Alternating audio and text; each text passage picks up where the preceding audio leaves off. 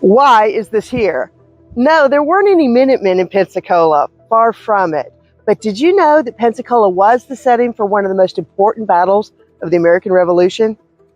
Welcome back to the channel. Today we're going to explore one of the game-changing moments of the American Revolution. We'll take a tour of the settings and maybe get a snack on the way. During the American Revolution, Pensacola, located on the Gulf of Mexico, was a strategically important port town. It had been under British control since the end of the French and Indian War, when Spain ceded Florida to Britain in exchange for some other territories. The Spanish were still in Louisiana. King Carlos III really wanted to recover those territories, and keeping Spanish access to the Gulf of Mexico and Central America was also very important. The American Revolution was dragging on, and by 1780, the Spanish had thrown in support behind the American cause. That's when Don Bernardo Galvez comes into our story. Galvez was the Spanish governor of Louisiana, which included a vast territory which is now most of the central United States. In Pensacola, General John Campbell had the military command of British West Florida. He was ordered by a secret letter to organize an attack on New Orleans if he thought it was possible. Unfortunately for Campbell, Galvez also received an intercepted copy of the letter, so all bets were off. Galvez started amassing troops to go after British West Florida. Let's get going, but we're going to start where Galvez started, in Mobile.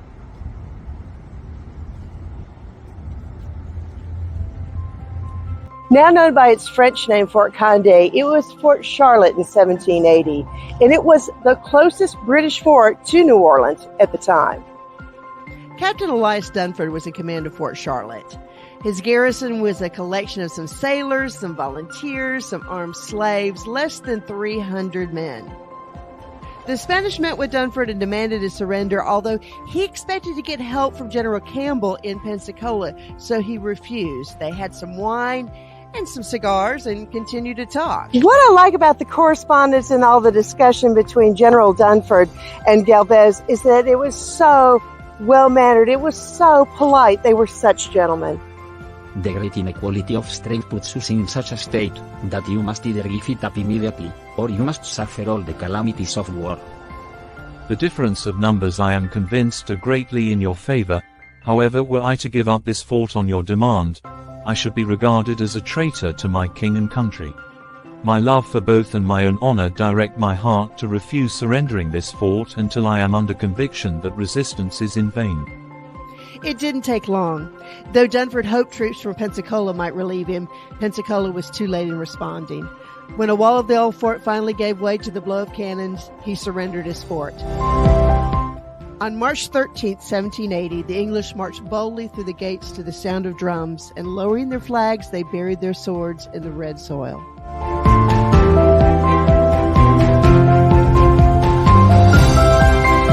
Galvez had taken Fort Charlotte, and the British wanted to discourage him from moving on to Pensacola. So they sent a little army to what is now Daphne. Let's head across the bay.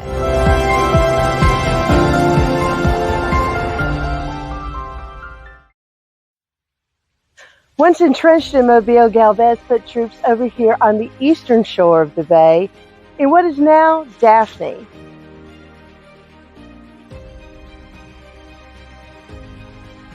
This is Jackson's Oak. It's called that because supposedly Andrew Jackson stood on a foot of this oak to rally his troops onto New Orleans, across the bay and over in that direction. But that's not important now. That's a whole nother story for a whole nother video. What we're interested in back here is something that happened over here on the water. After the victory in Mobile, the Spanish built an outpost on the east side of Mobile Bay. It was designed to defend the village where the road to Pensacola began. The British garrison nearest Mobile was West Florida's capital, Pensacola. The commander there, General John Campbell, had under his command about 500 men, mostly loyalists from Pennsylvania and Maryland. But he also had some Waldecker Grenadiers, which were paid, and some Indians too. Creeks, Chickasaw, and Choctaw were all helping the British. The small army that attacked the Spanish here was led by a Waldecker, Captain Johann von Haxelden. Now, the attack was unsuccessful. Captain von Haxelden was killed, and then nothing was holding the Spanish back from attacking Pensacola. Before they retreated, they buried General von Haxelden under a great oak. A battle-torn army, English, German, Irish, and Indian, bowed their heads to prayers in English. And after they had gone, the Spanish enemies came from the rubble and erected a fence about the grave, marking it as the last resting place of an honored man. This is a great outing. You can access the walking trail that goes through the village from Bayfront Park. Just go down Bayfront Drive. Now, you can't just pass through without visiting Old Town Daphne. Fairhope gets a lot of attention, but personally, I think Daphne's a lot more fun.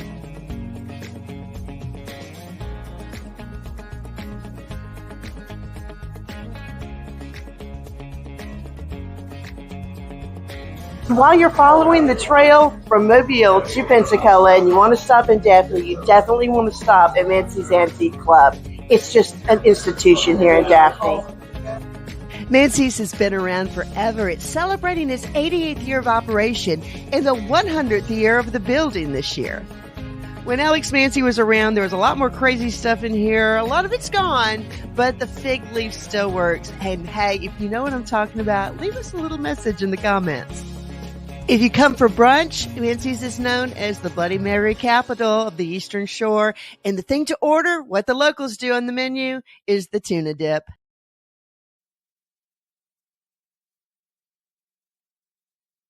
Now, to really understand the next part of the story, you need to head to the Gulf Islands National Seashore in Pensacola Beach and Fort Pickens.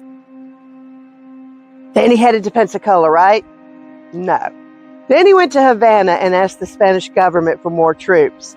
When he left Havana heading to Pensacola, he had a navy. He had 7 gunships, 5 frigates, more than 3,000 men. He was ready. But when he got to Pensacola, you know what happened? What always happens in Pensacola? We had a hurricane.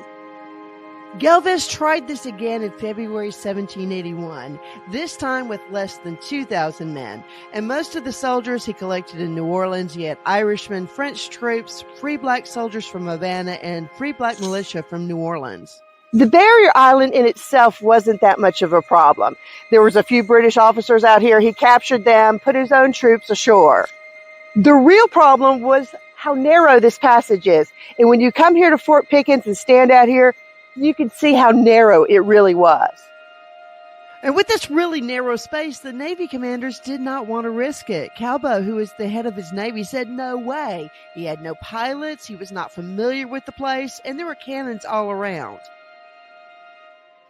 By March 18th, Galvez had it. He couldn't wait any longer. He boarded his flagship, the Galveston, and just went around them. Y'all, this is so funny. We're trying to film over here at the sign, and because we're showing it some attention, this sign has become the most popular thing at Fort Pickens Park today. Everybody wants to hang out here and look at this sign. I'm sorry we made it that interesting, but it's making me paranoid.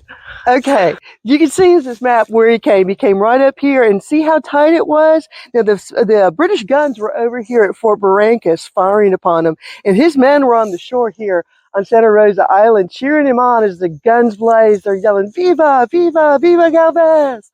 Comes all the way up here, Pensacola.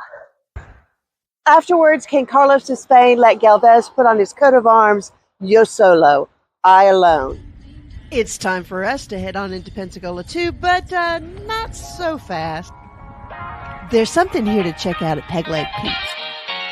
We thought to illustrate the frequency of hurricanes around here, we would show you this map on the wall. Crude as it is, it shows all the ones from my lifetime anyway. And since we were here, we might as well have some gumbo and some oysters. Well, since we were here anyway.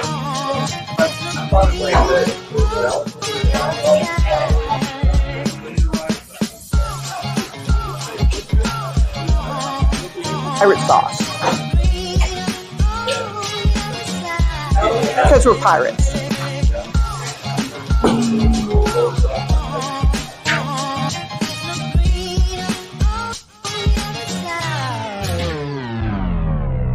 Everybody's talking about the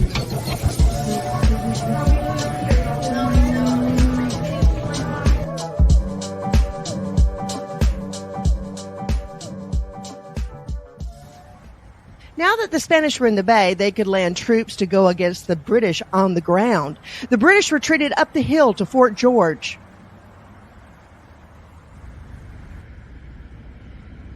Originally, during the first Spanish period, the Spanish had built Fort San Miguel here in downtown Pensacola, or what is now downtown Pensacola, right here on the water.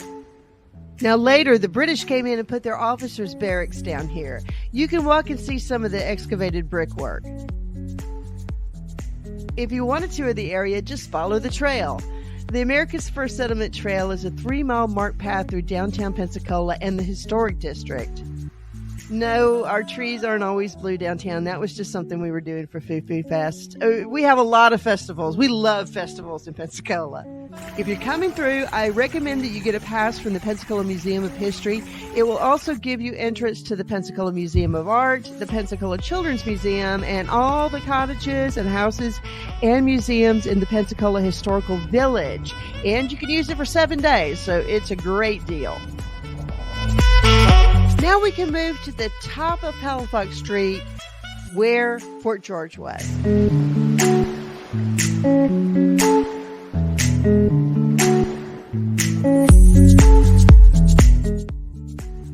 Up here at the top of Palafox, where the bust of Galvez is the remnants of what was Fort George. But the real action didn't happen here. It happened up the road in North Hill. North Hill is a beautiful neighborhood full of historic houses, and it's great for a walking tour. And this is the location of what was called the Queen's Redoubt. That is where the British were defending Fort George below. You can still see the evidence of the trenches and the mounds if you walk around. It's just amazing to me to think how close the Spanish came to failure, because on the 6th of May, they had another hurricane. Yes, I told you at Peg Leg Pete's, these things happen around here. The fleet had to head out so the ships wouldn't be dashed ashore, so the Spanish army was on their own. After the hurricane, they had only a 2-day supply of ammunition left. It was now or never.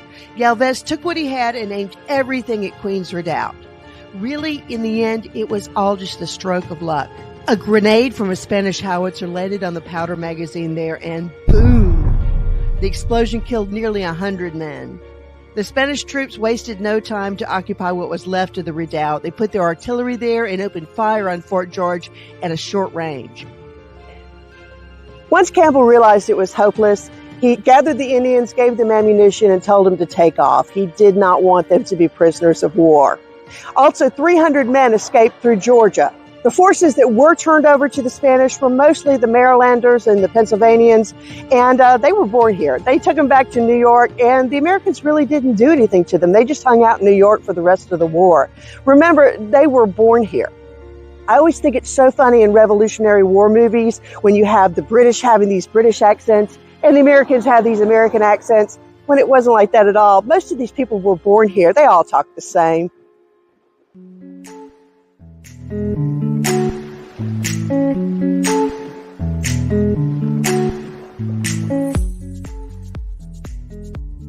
The Spanish victory in Pensacola, along with Cornwallis's defeat in Yorktown, effectively removed the British from the southern theater of war. They couldn't attack the Americans from here, and besides that, it really caused the British to lose resolve. The politicians did not want to continue after that. Let me know in the comments if you like that golf cart we couldn't move out of the shot. And if you like this video, don't forget to hit that like button, subscribe for more historical deep dives, and ring the little bell so you'll never miss an episode.